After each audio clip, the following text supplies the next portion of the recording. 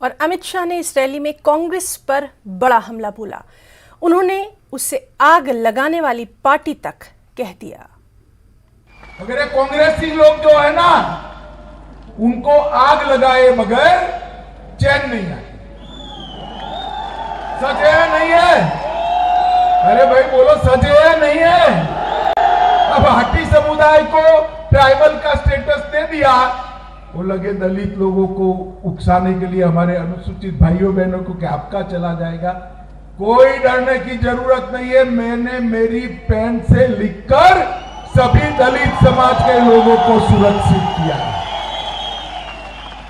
इस क्षेत्र के सारे अनुसूचित जाति के भाइयों बहनों को मैं कहने आया हूं, ये कांग्रेस का काम झगड़ा लगाना है। आपका कोई अधिकार, ना रिजर्वेशन का, ना एट्रोसिटी का, कोई कहीं नहीं जाने वाला। अनुसूचित जाति का जाएगा नहीं और हाटी वालों को मिलेगा। भाई दोनों तरफ विजय है या नहीं है बताओ भाई, है ना दोनों ओर?